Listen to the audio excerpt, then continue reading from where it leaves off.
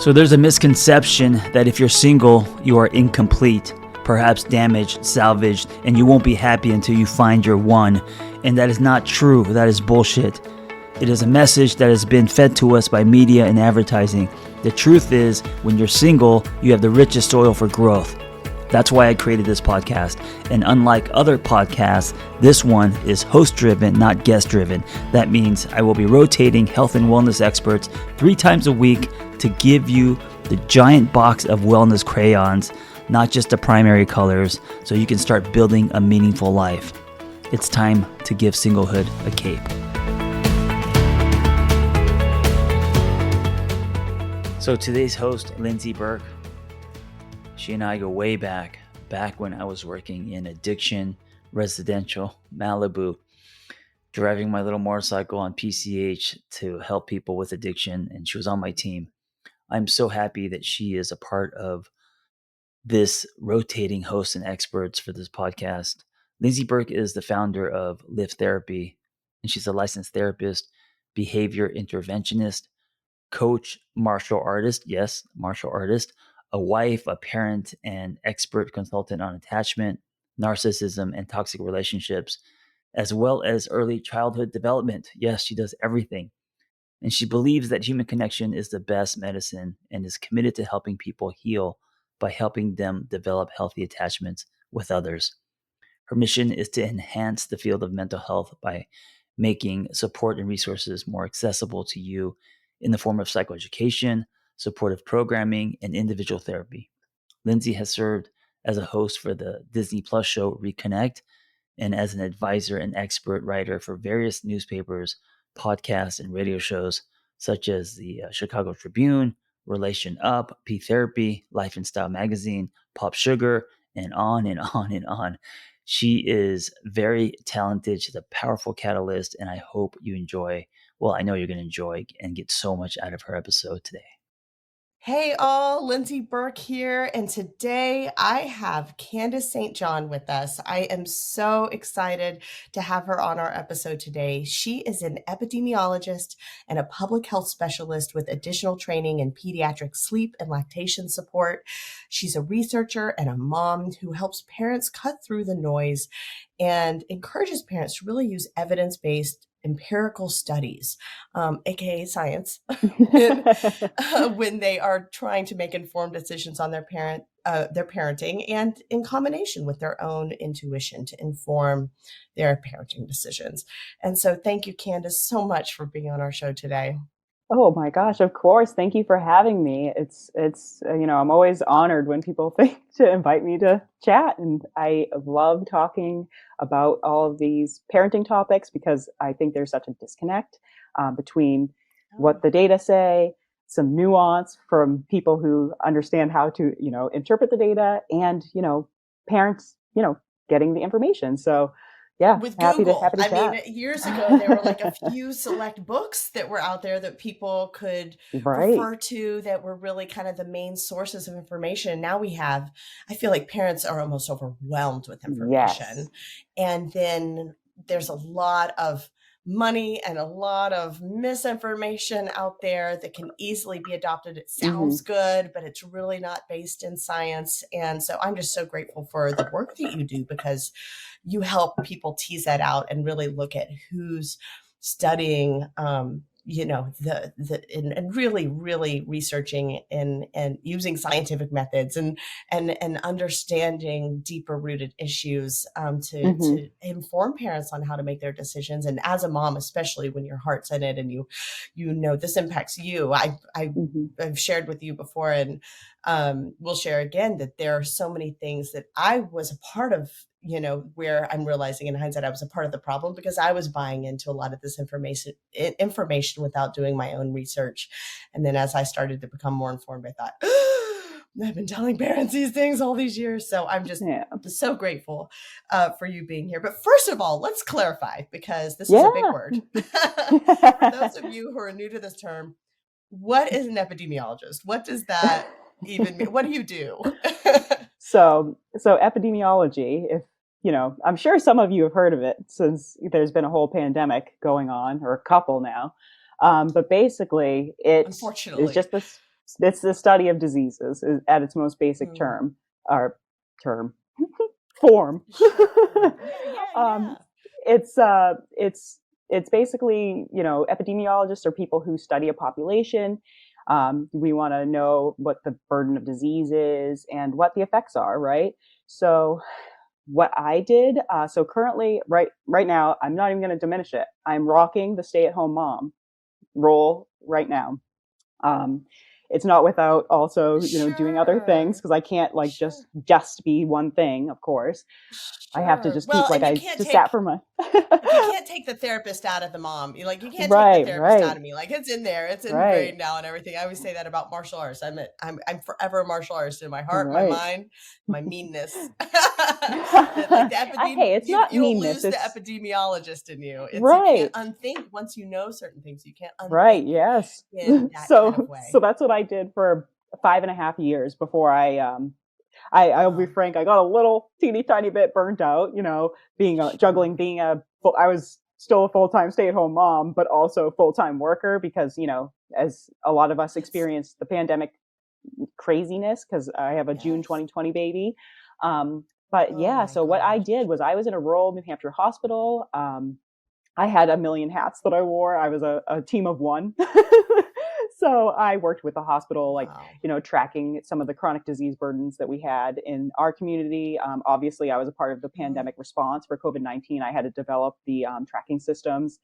Very pregnant. But I also was really deeply involved in community health initiatives. That was like the actual department I worked under. And I, helped co-create programs in the community with different organizations. We had formal data collection evaluation plans. I also helped to provide best practice community health improvement strategies to our community members as well as New Hampshire at large. So it was a really interesting role. But as you can see, it got a little chaotic once a baby came into the mix when I didn't have access to childcare at the time. And I also will be 100% frank, I was struggling very much so with postpartum depression and anxiety, and it really lingered. I couldn't actually recover from it until after I left my job. So I was suffering and struggling for about 2 years, which is hard to really face. But coupled with I had that on top of. I think that's we don't talk about enough. I did, and I think I had all the tools. I was prepared for it. I knew a lot about it. I'd worked with other women, but then you can't address it. I appreciate you sharing that because it's hard to do it. You can't do it alone, right? Like parenting, you can't do alone. You can't just necessarily get over something, right? It's not something to just get over. It's we're encumbered with systemic issues that create or exacerbate these problems that many of us are facing. It's already physiological. It's already so physiological. And then if you don't have the support and the tools and the resources and the things to feed you to help you recover, and then already having so much being pulled from you, and I can't even imagine working full-time job with a new baby. So that's what I did. And I loved it. I really did. It took me a while to be at peace with the decision to step away from the workforce for a little bit, but I'm hoping that when I'm ready, I can hop back in more. I feel pretty recharged already, and hopefully we can get some more childcare soon, because I do have great things that I'm hoping to help out with in the field of public health and parenting, as we'll kind of chat about today, because I'm really passionate about really pushed you towards this passion of recognizing this is a problem around, what we're talking about today, which is more about the parenting and about the early stages of development and the relationship between the mom and that postnatal period. Was it your personal experience that was kind of your first hands-on kind of being touched by that problem or epidemic, or however you would describe it? I'd say yes, and because something I've been on a couple of podcasts, and I'm pretty and even on my my small Instagram following page, I I am pretty frank and open about my own childhood experiences and how they shape me as a person. So I'm not unfamiliar with at least the negative sides of parenting. And that's something that I think that's why I gravitated toward a helper field. In my undergrad experience, I went to school for psychology. And then after a couple of years working, I decided to get my master's in public health, another helper type field, right? Because I believe that we can make big changes, on a big scale, and help many people avoid some of the hardships that I experienced. And I will say that after becoming a parent, it was more in my face than ever before, or probably since I was a child, because wow, like having to manage the triggers. It's not just reflecting on experiences that you have had. It's literally facing them when your child is having a really challenging behavior, and it brings you back to your literal your physiological coding, if you will, because even when you were pre-verbal, you were getting a lot of messages from your own parenting experiences.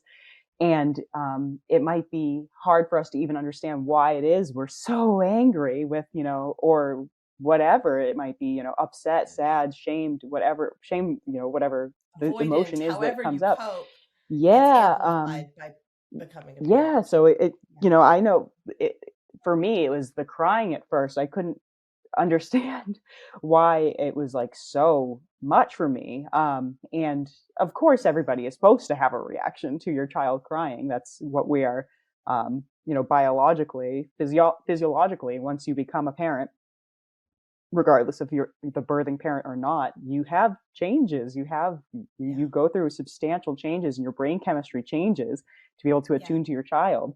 And I think that it can be absolutely heightened and intensive, in this not necessarily a good way sometimes, when you had negative or adverse childhood experiences yourself. So that's why I really became much more interested, even though I had been doing some work in that in my previous role as an epidemiologist. Yeah. I relate to that so much. And I think a lot of parents do. We get triggered by partners or by friendships or by employers, or, we have these experiences. And then when you have a child and you're in it, and it's like its own petri dish of this, it can be managed, or it can get out of control. And so, it's just, there's something that gets amplified. I feel like that's an understatement. I wish there was a word that described how amplified whatever trauma you have, and how that just becomes so powerful if it's not addressed once you become a parent. So so that really kind of moved you into this mindset of wanting to focus a little bit in your Instagram, and a lot of the teachings that you do are around these early stages, because of how big of a deal you found that it was. Absolutely. So what really propelled me into this space was that plus I had been managing for the first couple of months. I knew it was tough. And I did notice I had some triggers, but I was managing okay. But it wasn't until somebody mentioned, why don't you put your baby down? Why don't you put him down? Why are you always holding him when he's sleeping? And I started getting anxious because I had work coming up, and I knew at that point, like I was going to be in it. Like I was not going to be getting help. It was August of 2020 when I was going to go back to work upstairs in my office, / my child's bedroom. That's when I started getting sucked into like the whole sleep training stuff, because I was getting great advice from folks that I trusted, from, colleagues, coworkers, friends, saying this is what they did. So and I respect them, and I still do. And, this is what, people pass on and tell people to do. So that's when I started to get extra triggered. Like because then I was like, what the hell is going on here? My kid sucks. I literally was thinking that. I was like, my kid is broken. He doesn't do what everyone's saying he's supposed to do. I'm trying everything. I bought the programs that are saying like, do this, that, and the other. I get to the troubleshooting part and they're like, well, you're just not trying hard enough. And I was like, this can't be right. So I started to look into the research. Like, I was like, what are the freaking sources of this crap? Like, what is this? Because when you go online, one thing that you'll notice is there's not a lot of citations. Even if you go to health center like web pages where you're supposed to be acquiring, oh, this is reliable information because it's, I'm just saying a random system, but like Mayo Clinic, right? Like we all know that's like a health system you can trust. And then you look and there's not even citations. So it's just almost like folklore being passed down from generation to generation, to be quite frank. And I hate to say it like that, but it is. I'm so grateful you are saying that, because that's what my experience was too. Yeah. So I started to say, what the hell? What? Why? So then I began looking at research myself, and I did stumble upon other folks like Lindsay Hookway, and there's Greer. I cannot remember her Kirschbaum. Anyway, there's a couple of individuals, and Hey Sleepy Baby online. And I was like, wow, there are people that are starting to look at things differently and start to question, why do we do the things that we do? And when I looked at the data and the research, like, there weren't a lot of things to really solidly support the way in which we nurture our children at night or during sleep times. And then you look at the data and research regarding sleep itself, and it didn't really all add up to me. I'm like, okay, so we have this information about child development.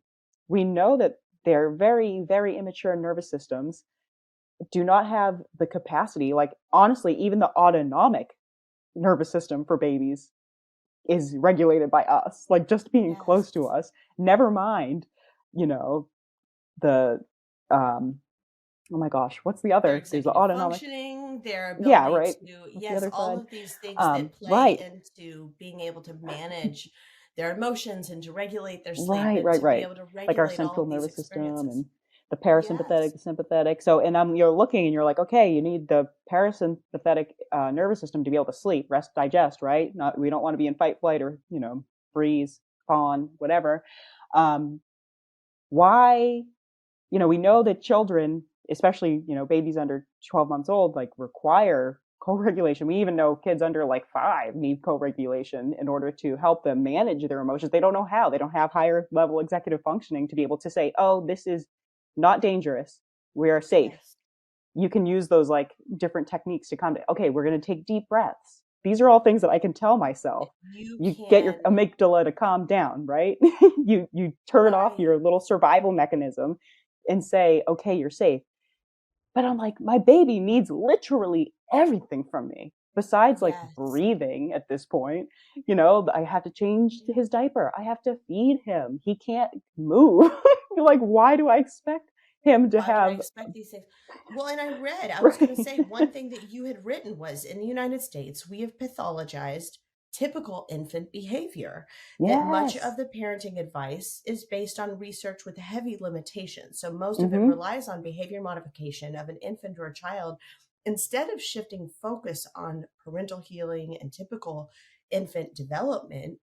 There are these unreasonable societal expectations of children. And I think you're touching on that. I mean, can you name some more of these examples that you started to really find around early childhood behavior that is typical, that we've misunderstood about what we should expect of babies and infants?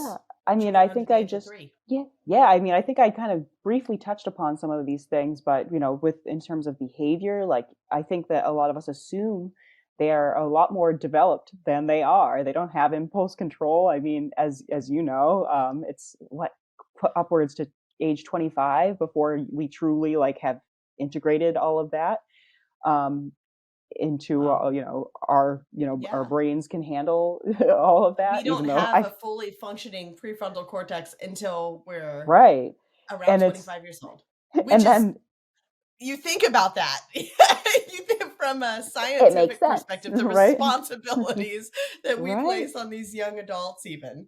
Yes, right, and then here we're looking at exactly, babies, expecting them to do right. things that, And my and we and we friend also can't do. right, and that's the other thing is like another reason why I'm like really into the whole adverse childhood experiences element. Yeah, Not that I'm trying to gonna pick make your brain about that in a minute. yeah, not that I don't want to go too far into the weeds, but and I'm not here to say that like sleep training is an adverse childhood experience. It could be maybe for some babies, Yes. but I'm not saying that. I'm just saying that um because of like adverse childhood experiences, things that we know is like we have like stunted development, right? You can be stunted. Not It's not a rule, but it can stunt in our emotional kind of development, right? As well as so many other actual health outcome or social indicators in life. So it's just very interesting that, again, like fully grown adults can be walking around like even beyond 25 and you're not technically like been able to control your impulses because you weren't able to learn any skills in order to cope with that. So Well, again, and it's just you like one of those mentioned things I find so silly. We co-regulation. expect babies to do it. And tell us, tell us a little more about that idea of stunting. How is that happening during these early infancy stages? You were talking about co-regulating, but I don't think that's a common term for a lot of people. That's That's something that really therapists are starting to talk more right, about. right. But what does that even mean for parents, and how do things like sleep training or some of the different types of parenting techniques that are trying to encourage independence, how does that impact that from your experience now and your research? So I guess in its most basic sense, co-regulation would just be allowing, basically, lending our nervous systems to our children because we are the mature brain. We have the mature, nervous system here, and you are able to model these behaviors, how to, be calm yourself, right? With your breathing, with our heart rate. This is on the most basic level with babies. They cry and, we meet a need. So that helps them understand they're safe in the world. They're understood, because maybe feed them or you change them because they were uncomfortable, or maybe you like see that they had their clothes were a little too tight or itchy or something. You're meeting these needs, and it's showing like, okay, like you are not alone in the world. You are safe, you are heard, and we are going to get through it together. And I think even as adults, a lot of us like that, right? Or would ideally like that, even if some folks think that we need a little bit more space. Not that space is bad, but I think that a lot of it is like a learned behavior of you weren't taught how to co-regulate with other human beings because you were um, often left to deal with things on your own. And that can be really scary for, babies, because for a baby, again, they don't really have language, nothing. So they are, what we believe that they might, feel that they're not having their needs met. Right. And it's most basic, the most basic level here is, they have communication. They cry. That's the only way they can communicate. Obviously there's other like nonverbal cues, but that's how they're trying to let us know that they need something. And it's a caregiver's role to be able to step in and try to, you know, help them feel at ease. So I guess that ended up being very, That very long-winded. Do you have anything to well, add? what Because that I know just that you makes are me very much so an expert well in that that. well, I'm not. I'm learning too. I'm still growing in that area. But what you just saying that just made me think about the idea of adult cognitive dissonance and this idea Hmm. of people even being aware of the discomfort in themselves or aware of their own problems, this blind Hmm. spot they even have to how they're self-sabotaging in certain ways, or how they are contributing to their own problems, or how they're not seeking help, or how they even have a problem. I just had an Mm-hmm. interview with someone talking about the idea of shame and how many of us aren't even aware that we're living in this kind of deeply depressive shame state. All we know is we feel crappy and we don't want to live anymore. That's where Mm-hmm. suicidality comes from, and some of this Mm-hmm. depression comes from, because you're not even aware of the shame and where it's come from. Because when it's so deeply rooted, I think about an infant not getting their needs met. How, I don't know if this happens, or maybe you can talk on this, but the idea that an infant saying, I'm uncomfortable in my diaper, like all they know is pain and pleasure Right. to a certain degree. Like the Right. experience is very Exactly. simple, is I feel safe when I'm held. I know that I'm not alone, because they literally can't rely on themselves to protect themselves. So I know that I won't be eaten. Well, they're not thinking this, By but there's the biological aspect of, I'm not going to be eaten by a wild animal when I'm with something that's strong and can hold me and protect me.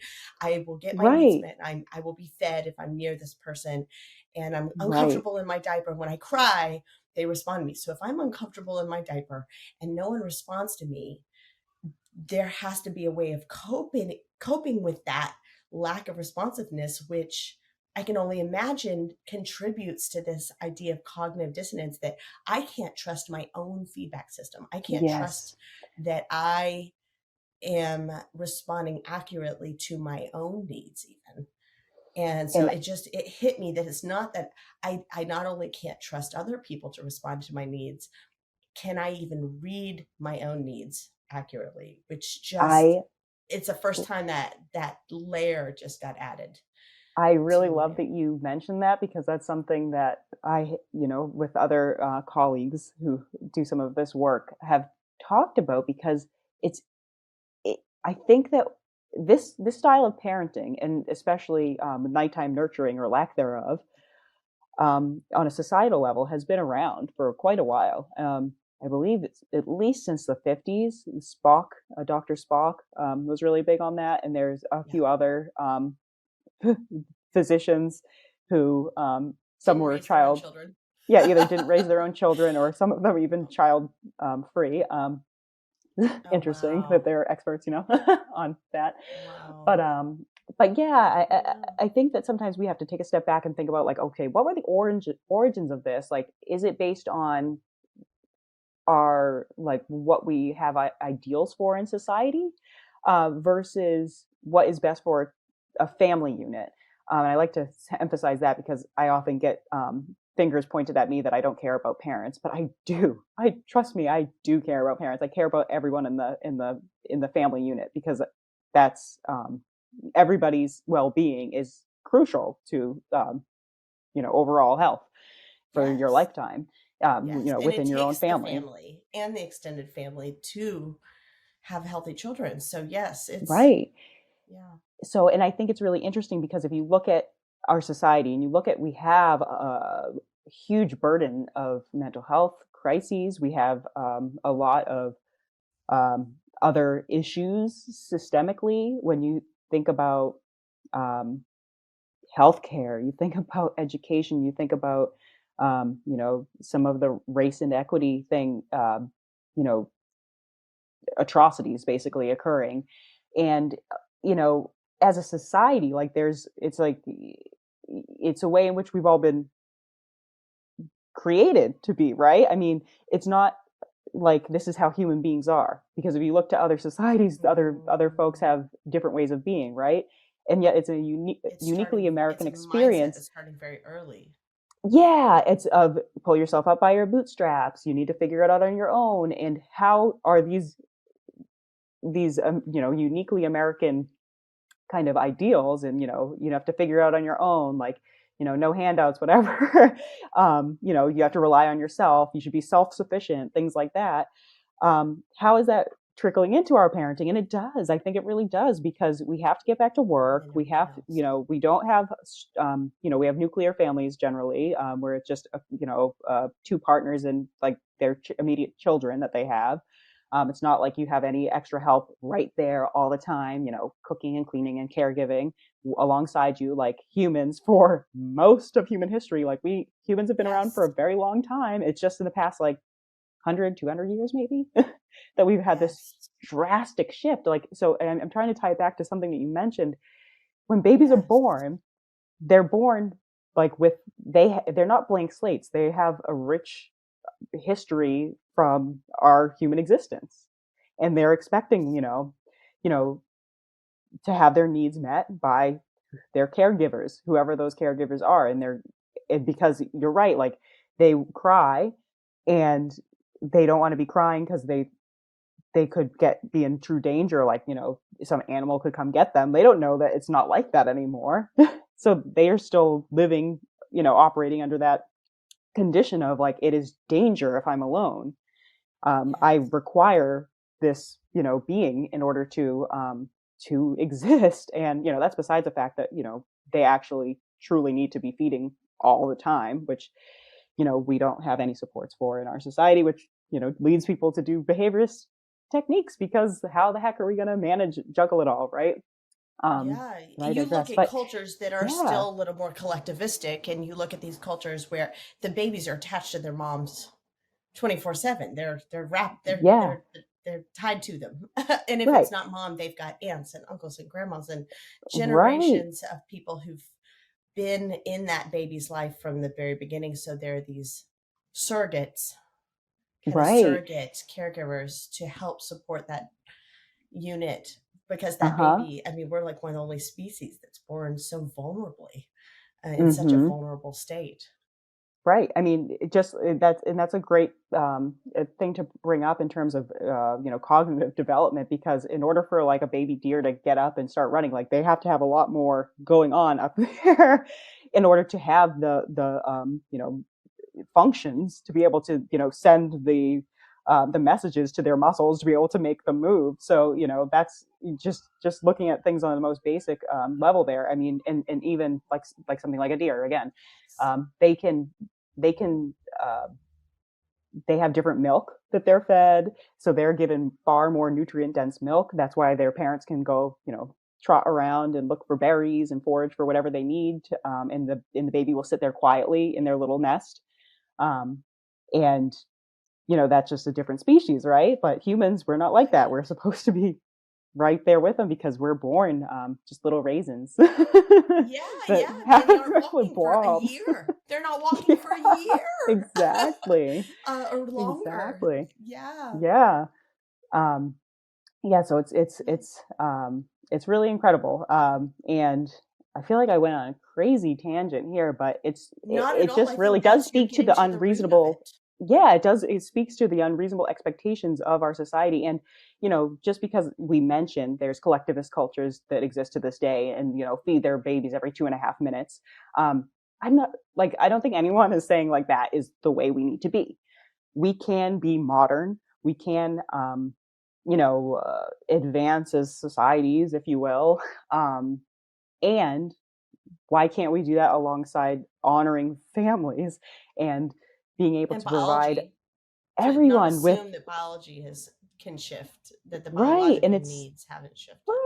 right, like why not lead with compassion and nurture for our society? It doesn't have to just be for families. I would love to see everybody taken care of. I deeply, deeply believe that the inequities that we are facing today are just completely wrong. It's just, and it's not as if there are no ways that we can rectify these issues.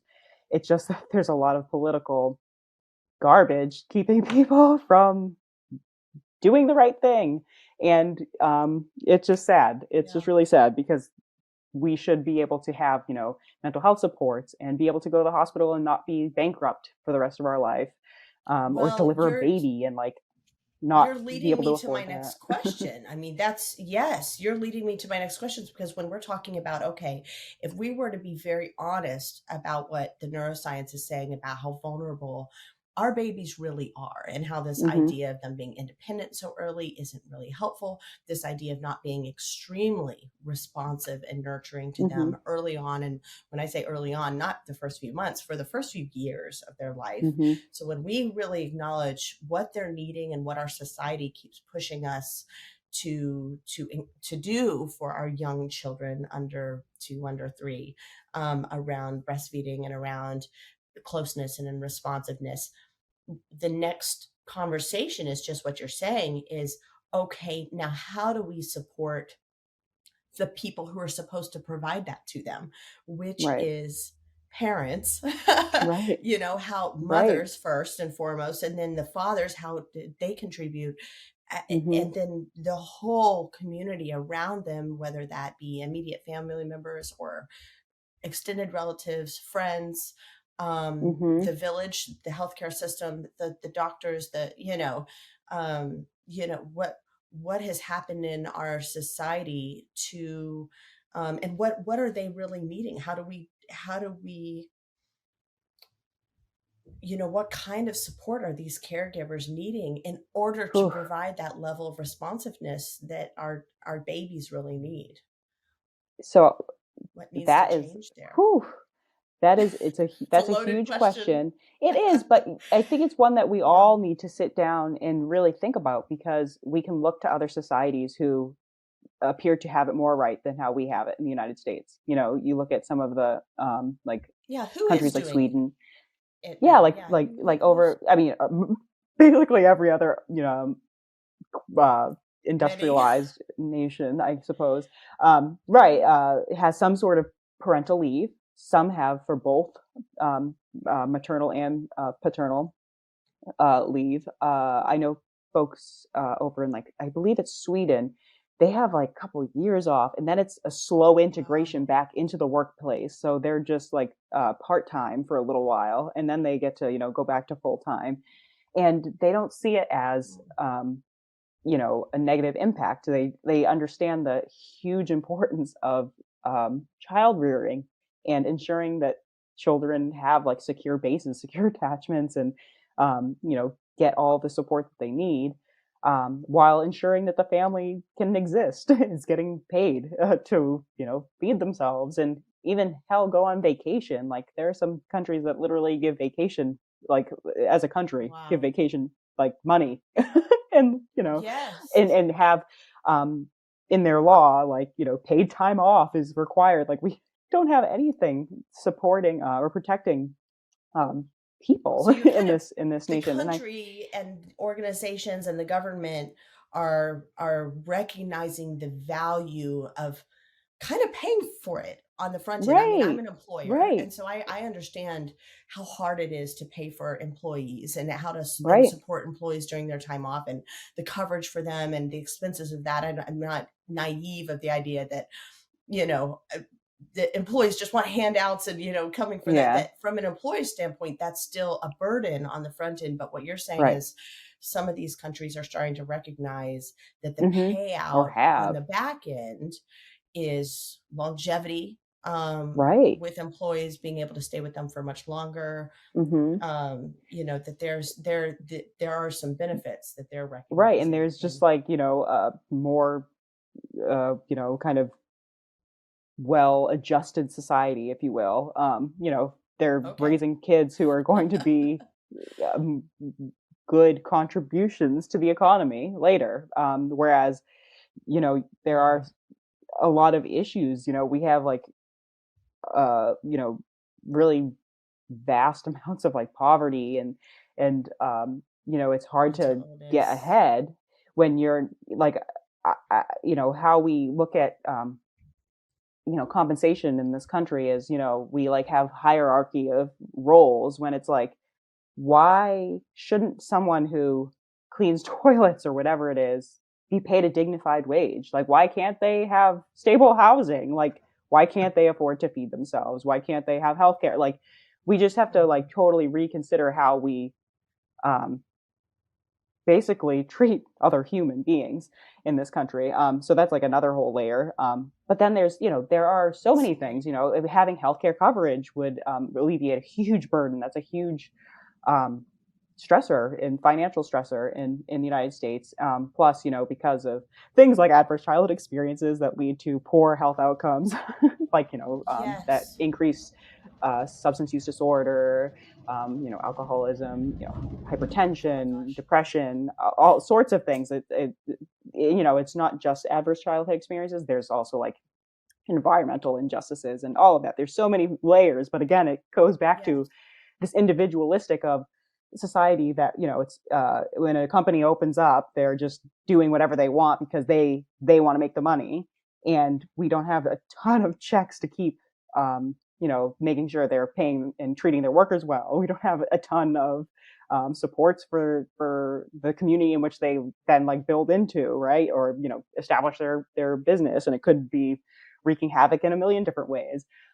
So yeah, it's the fabric, I feel like, of our society. It can be quite it's a little rotten. backwards. So it's like, you get what you pay for. So it's the idea that the structure of this individualistic mindset is actually something that we're paying for on the back end, with extreme poverty, with mental illness that's hitting people in their 30s, 40s, 50s, and they're no longer able to contribute or support themselves, which leads to homelessness, which leads to more people needing social services. More people having mental health issues and more people just and just like presenting to the emergency department as opposed to like getting preventative care because they didn't have insurance or money to be able to do that, take care of themselves in the front end, because that's not how our society is. And then, they don't have insurance, they're not paying for it. Who's paying for it? It's the people who are still working. So, folks want to keep complaining about taxing folks for things like social programs, but it's not like the money just comes out of nowhere. It still comes out of your pocket if you're like the person that is working. So why not pay on the front end to prevent these issues? And it will be far less money, and you get something out of it. Like a lot of times we don't get much out of it here, and it's, well, again, you're getting the cheap crisis response at the end, as opposed to the really deeply rooted preventative stuff, which again, it's much easier to and I think we're talking about parenting 101, which is, if you develop the skills and manage the behaviors at the beginning, it's much easier to deal with a 2-year-old's tantrum than a 45-year-old's tantrum. I worked for years with a lot of those failure to launch kids that are now in their 40s, 50s, 60s, dealing with all this mental health stuff, a lot of behaviors that are not conducive with being contributing citizens. And now their parents are in their 80s, 90s, they're passing away. They're no longer able to bail their kids out and support their kids. And now their kids have no one. And this is where, yes, you're just naming the big problem. So the root of it, what I love is that you are able to speak a little bit on how some countries have caught this, realized this, and they're making this shift and realizing we've got to put a lot more attention, money, funding into families again, into how we raise our children. We've got to start doing things differently on the preventative side, and really start to understand who are these children are adults that we're raising. These early choices we make and these early things that we invest in are going to pay for themselves in 20, 30 years or damage us in 20, 30 years. 40 years, 50 years. So I think that's so big. Well, and you know what, kind of going back to, there are two things you talk about, which is the adverse child information. I want to ask you about that in a second. But before we get into that, which I think will help speak to the ACEs, you speak a lot about survivor bias and why people are still resistant to some of these ideas of shifting our focus and shifting our ideology away from some of these things that short-term, when we're struggling, we do want to, we do lean on, or has been normalized in our society. Tell me a little bit about kind of what survivor bias is and how it kind of plays into this conversation. So I've recently talked about survivorship bias here, or survivor bias, pretty much interchangeable. So that, and the definition for that is it's basically a cognitive error that we make when we're only considering like successful observations without considering those that didn't succeed. So a lot of times this actually, you see it in like business. So like you'll see, in an MBA program, they're like, oh, look at, Steve Jobs, how successful he was. When you don't see that he had failed a ton of times before, and you don't also see all the other people who tried to make phones before him, which is the majority, who had failed, and you're just, raising that one thing to a pedestal. Yeah. Right. So I think So when I talk about this, I'm going to backtrack a little bit. So one of the other things I'm passionate about in this whole parenting space, because I felt a little duped by the sleep training and how I felt like it is one of those things that is over hyped, I suppose, in terms of its, success and the necessity of it at all.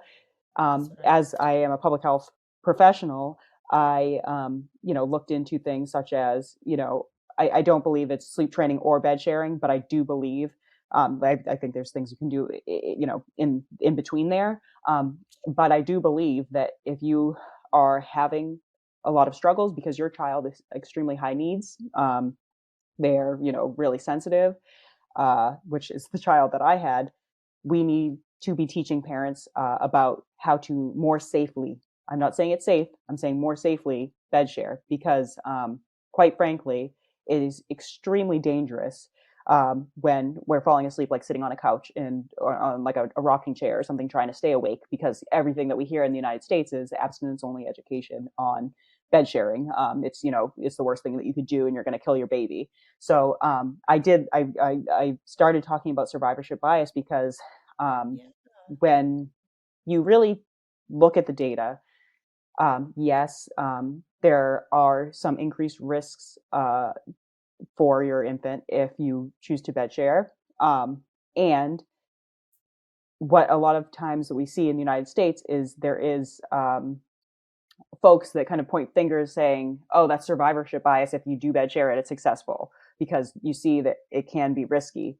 But something that we've noticed is, if you look at other countries around the world, the UK, Australia, Canada, Spain, France, they all have policies on how to more safely bed share, because they understand human nature. And quite frankly, that's how humans have always slept with their babies. And if you go to other places like India, you go to any other There's no country question. that doesn't, yeah, just, they're like, what are you talking about? That's just sleeping. Them sleeping alongside their infant is just sleeping. That's one Indigenous thing that opened my Americans, eyes. People think right? we're crazy actually for even putting our children in Yeah, cribs or in separate sleep surfaces right. They're like, because what are you yeah, I doing? remember. Yeah. And that's something that has come up out of, again, if you look at society, some believe that it came out of germ theory, where they started separating Mhm. people, because we always just sleep like all together in big rooms, like Yeah. families would all just Yes. sleep together in a room. And the whole idea of, people spread germs, so they starting having people sleep separately. um, so that's kind of like where some of this stuff began. But going And I've back to the even whole heard this stuff survivorship. about like the industrial area as well. Yes. Just the Yeah. idea of having separate caregivers, or the idea of women having to go back into the workplace. Yep. And so this idea of women needing more sleep so that they could Yeah. function during the day. So that meant Hmm. we're putting the baby somewhere else. So that, yeah, Hmm. there's so many different contributions to this But it's ideology all of recent. separating. It's all It's very very recent. recent, in the last 100 years, 100, 200 years. Yeah. Right. So, Yeah. so my mentioning of the survivorship bias is the fact that a lot of folks, especially in medicine in the United States, will say, oh, we shouldn't be teaching people that because it's survivorship bias when bed sharing works out. However, a lot of the data are quite flawed, and they even lump things really, I feel like, intentionally bad in the United States to make it look worse than it is, because they'll call all same surface fatalities like loss due to bed sharing. So that would be like you're sleeping on a water bed, or again, you're sleeping on the couch or like a chair, or something that we know is We're missing the like nuance.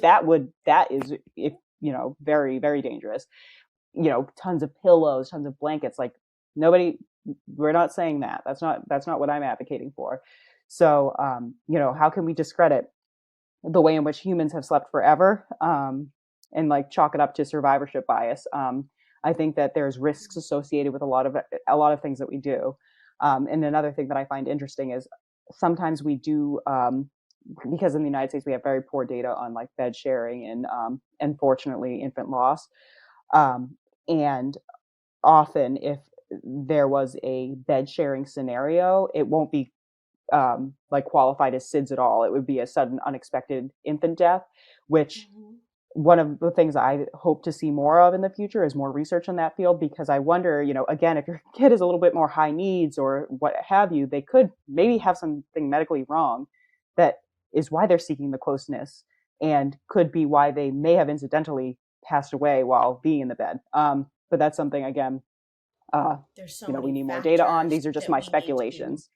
Yeah, these So are what just you're my saying is a speculations, but lot of these SIDS related, or the sudden infant deaths that are being reported, they all get clumped into being related to bed sharing, where often there are other factors. It wasn't the bed sharing in and of itself that was necessarily the problem.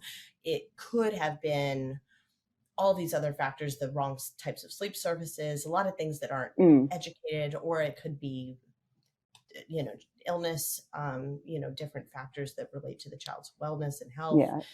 um, And again, like I'm not like pro everybody should be bed sharing. I am just pro everybody should be educated on it, because you never know when you're going to be absolutely exhausted and having to tend to your baby at night.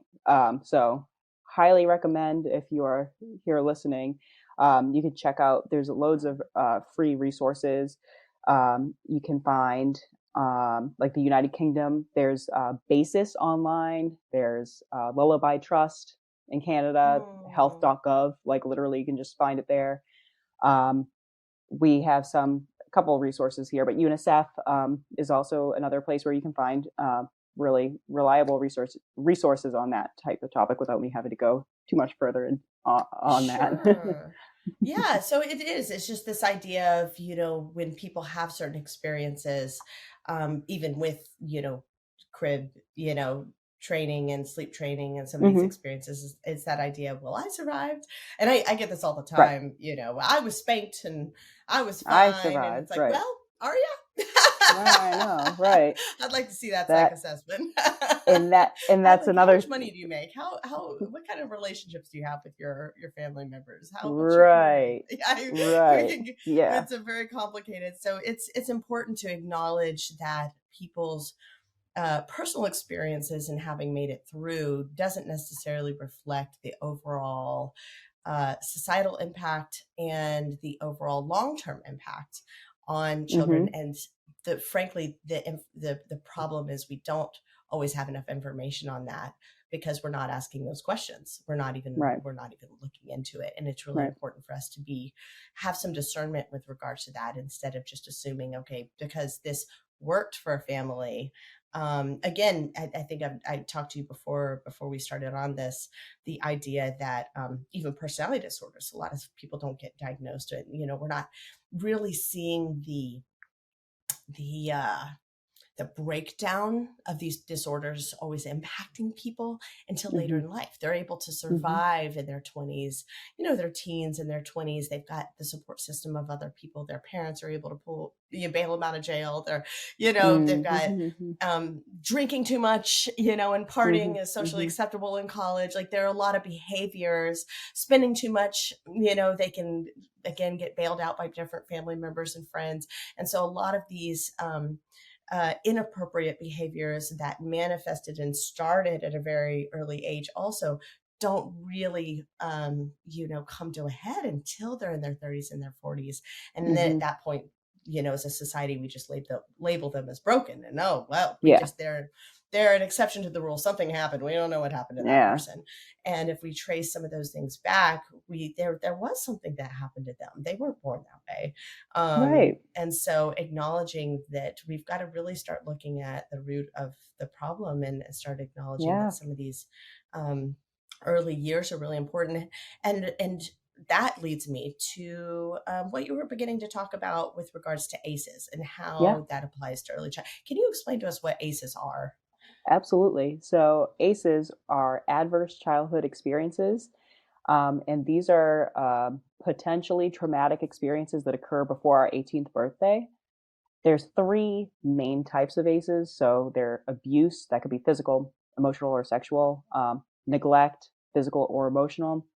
And then there's household dysfunction is the last category, which is mental illness, incarceration, substance use, divorce, and witnessing violence. in the home. So that is like a Just kind of like witnessing. another part. Yeah, just witnessing abuse. So that is something I'm really passionate about because I've had the misfortune of having a quite high ACE score, and it has impacted everything in my life, right? To the extent we probably won't know until the end of my lifetime, right? Because there are a lot of data that show it's something like, so there's 2 out of 3 Americans have at least one adverse childhood experience, but each adverse childhood experience that you have has the potential to like kind of multiply the adverse effects that it can have on your lifetime health. And this could be physical health. So as some of the things that I had mentioned earlier, mental health, social health. So that would be, all of your interpersonal relationships. That also bleeds into finances and your economic stability, because again, if you're having all of these other challenges, it's hard to keep a job. It can be, or it can cause issues with employment. It can also lead you to fall back into the cycle of all of these things I just mentioned. You could end up perpetuating these experiences because that is all you knew, and it's not your fault.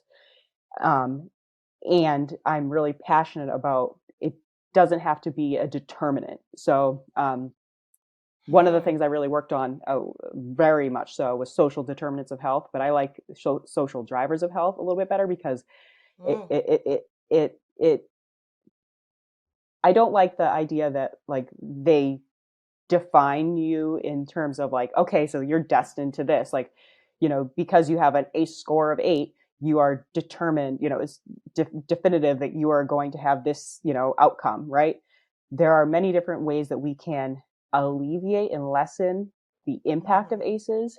Again, going back to like, if we freaking care about people in society and alleviate like financial stressors, increase access to different supports, we will start to reduce the number of people who are perpetuating the cycles of abuse, and perpetuating adverse childhood experiences, which then makes a healthier society. There will be fewer instances of substance use, incarceration, neglect, abuse, like all of these things that really follow you throughout a lifetime. It just you kind of stop the problem in its tracks with like I'm constantly talking about generational trauma, and I was thinking even just from I call it an interrupt when I'm talking to clients about an interrupt it when they're having a moment, for example, that is a repetitive thing from their past. But you're talking about like even from a more global perspective, from a societal perspective, we can create these interrupts that actually prevent that problem from continuing on to the next generation by bringing awareness to it and creating these ways of compensating and supporting individuals who may have had this experience. If it would take 6 life, if their trajectory would be to have 20 years taken off their life, there might be things that could come in and interrupt that dysfunction in a way. Right. That's fascinating. Absolutely. I mean, so if you, anyone who's listening who is interested, you can go to CDC, look at violence prevention ACEs. They have a whole ton of information on there if you're just curious about the kind of academic side of things. However, if you're a person who you feel like you've had some of these adverse childhood experiences yourself, there's a site called numberstory.org that is incredible. It's a very easy to follow and very compassionately built site that helps you become aware of and figure out maybe how to start grappling with finding out, because I feel like some people don't really realize that they've had adverse childhood experiences. And when you do find out, it can be really jarring, and it can be really emotional. It can be kind of send you back into like a really challenging place. So I just want you to know, like, if you start going through this stuff, like, having some support would be great. Like, ensuring you have maybe like a support person available, whether it be a spouse or a really good friend, or, someone who is close in your life. And then, again, if you have like the financial means to be able to seek out professional support, I always advocate for that because that is amazing. I just know that some people don't either have the money, or sometimes there's a lot of stigma, so they might need to work through things before they decide to hop in. But I really love that site, and I cannot speak even, I can't sing my graces about that site anymore that I am right now, because it's just it's just a really amazing resource that I think that everyone should check out, because again, as much as I truly deeply believe in all of these societally led changes, I also worked in community health improvement, and one of the things I would teach is culture eats policy for lunch, which is a quote from some sort of interesting. I love forget that. if it's a business book or something. I can't remember exactly who I quote, but we need to change ourselves. There is a level of personal responsibility in all of this stuff, in all of this work, whether it be, I hate saying self-healing, but I feel like that's the word or kind of language that lands with people, because there is like a little bit of, you need to reflect, self-reflection, try to have some, figure out some coping mechanisms. If you can't figure it out yourself, like, please get help. You need to rely on other people. Like, that's another huge thing. You need to rely on other people, and you need to also understand that you are not your adverse, experiences. You are not that. You are more than that, and you can move through that, and they can be empowering part of your story. And then when we all have this collective humanity and can sit with and reflect on some of these issues and challenges that we've faced, imagine the things that we would be open to legislating. You know what I mean? So that's where it's like, what comes first, the chicken or the egg kind of situation. That's why I talk about it all.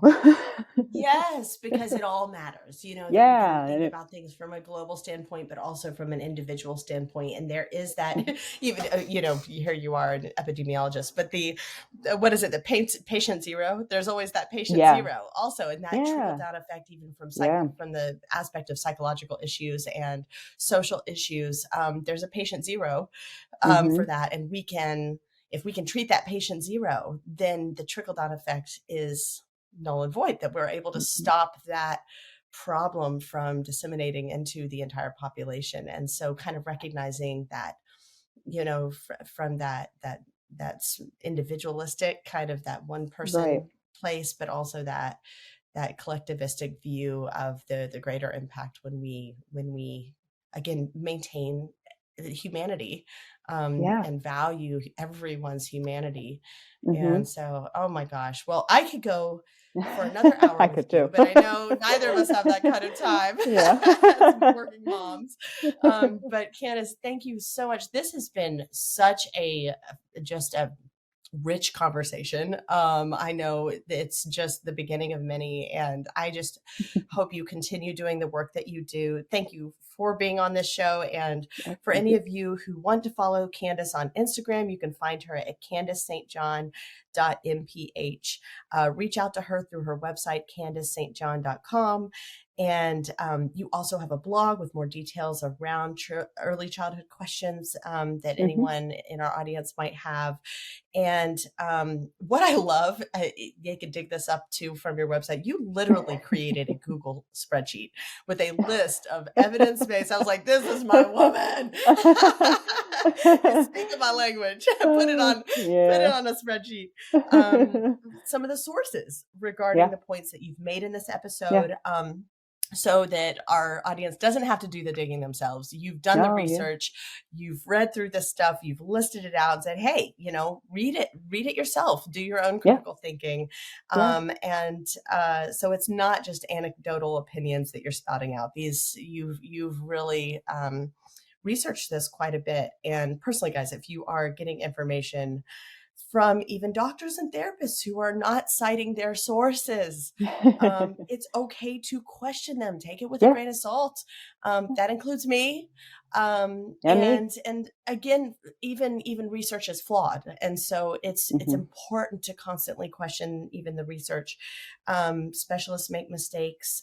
We get lazy, we get lax, we get told stories that seem so credible, and we begin to disseminate this information that isn't really backed up by research. And so do your own work.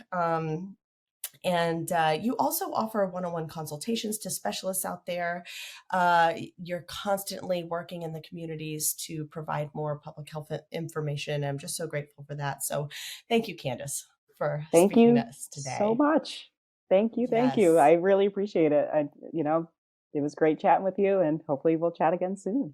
Yes, I hope so too. We'll have to do a follow-up on this. So for you guys, I'm Lindsay Burke again. You can follow me at Lift Therapy. Thank you all for listening and connecting with us, and we will be in touch. I hope that episode was helpful. Hey, listen, if you want to share your singlehood journey, if you've gone somewhere and come back, if you have revelations and wisdom, please share your story. It's going to help other people. Nothing makes us feel more connected than hearing other people's stories. So just send me the audio of your story, and you can just record it directly from your phone and email it to theangrytherapist@gmail.com. Also, if you want our Single on Purpose newsletter, go to singleonpurpose.life. That's singleonpurpose.life. You will get tools and articles and other people's stories, and also Zoom links to private gathers. So if you want to join our community, go to singleonpurpose.life. Thank you for listening. Be well. We hope you tell a friend. Hey, before you go, I want to invite you to the Single on Purpose private community online. It's off of social media. No ads, no algorithms. We got forums, we got live groups, we got webinars, and we have social hangs. We also have offline in-person hangs happening soon. So check us out. Go to singleonpurpose.life. That's singleonpurpose.life. And I will see you inside.